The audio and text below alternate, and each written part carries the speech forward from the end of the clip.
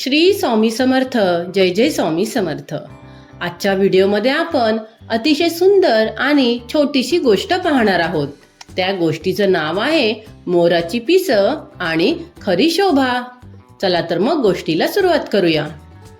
एका हिरव्यागार शांत आणि सुंदर जंगलात एक छोटं मोराचं पिल्लू राहत होतं. त्याचं नाव होतं मोनू. मोनू खूपच गोड, निरागस आणि चंचल स्वभावाचा होता. नाचणे, गाणं म्हणणे आणि बाकी प्राण्यांबरोबर खेळणे ही त्याची रोजची मजा. पण एक छोटीशी गोष्ट त्याच्या मनात कायम खुपत होती. त्याची पिसं अजून मोठी किंवा चमकदार नव्हती. जंगलातील मोठे, देखणे आणि रंगीबेरंगी मोर जेव्हा आपली राजेशाही पिसं पसरवून नाचत, तेव्हा सगळे प्राणी आश्चर्याने त्यांच्याकडे पाहत. त्यांच्या त्या मोहक पिसांचं कौतुक होताना पाहून मोनूच्या मनात वारंवार विचार यायचा, माझी पिसंही अशी सुंदर असती तर सगळ्यांना मीही आवडलो असतो. एक दिवस जंगलात फेरफटका मारताना त्याला जमिनीवर काही मोठी चमकदार मोरपिसं पडलेली दिसली.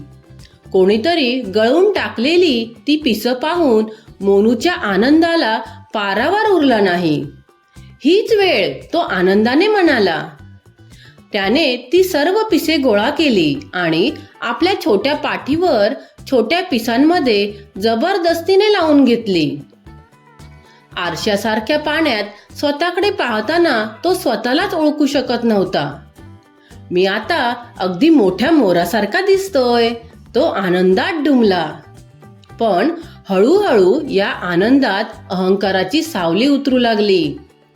पूर्वी ज्यांच्यासोबत तो खेळायचा, म्हणजे ससा, चिमणी, खार, कासव, ते जेव्हा त्याच्याशी बोलायला येत तेव्हा मोनू नाक वर करून म्हणत असे, आता मी मोठा मोर झालोय, मला तुमच्यासोबत खेळायला शोभत नाही. जंगलातील मित्र निराश झाले.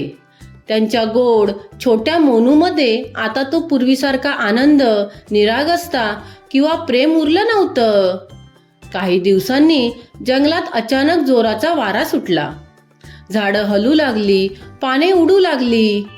मोनू आपल्या कृत्रिम पिसांचं रक्षण करण्यासाठी झाडाखाली लपला. पण वाऱ्याची तीव्रता इतकी होती की त्याने लावलेल्या पिसांचा तोल गेला आणि सर्व पिसं आकाशात उडून गेली. मोनू क्षणभर गोंधळला. मग हळूहळू त्याच्या डोळ्यात पाणी आलं. तो रडत म्हणाला, मी काय केलं? मी कोण होतो आणि काय बनायचा प्रयत्न केला?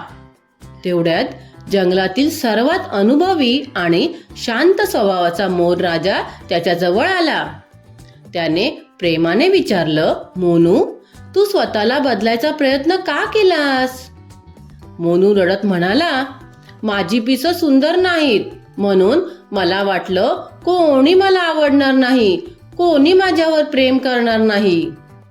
मोर राजा शांत हसला आणि म्हणाला, बाळा, खरी शोभा कधीच पिसात नसते, ती मनात असते. तुझ्या गोड स्वभावामुळे, तुझ्या हसण्यामुळे, तुझ्या प्रेमामुळे सगळ्यांना तू आवडायचास. पण जेव्हा तू इतरांसारखा बनायचा प्रयत्न केलास तेव्हा तू स्वतःलाच हरवून बसलास. मोनूला चूक समजली. तो धावत जाऊन जंगलातील सर्व मित्रांची माफी मागू लागला आणि आश्चर्य म्हणजे सगळ्यांनी त्याला प्रेमाने परत स्वीकारलं. आता त्याच्या छोट्या पिसांमध्येही एक वेगळीच चमक होती. ती चमक म्हणजे स्वतःवरच्या विश्वासाची आणि स्वाभिमानाची. आता या कथेचा बोध काय आहे तर खरी शोभा बाहेरच्या रूपात नसते. व्यक्तीला सुंदर बनवतं ते त्याचं मन, त्याचा स्वभाव आणि त्याचं वर्तन. तर मित्रांनो आणि मैत्रिणींनो, तुम्हाला माझा आजचा हा व्हिडिओ आवडला असेल तर व्हिडिओला लाईक, शेअर आणि माझ्या चॅनलला सबस्क्राईब करायला विसरू नका.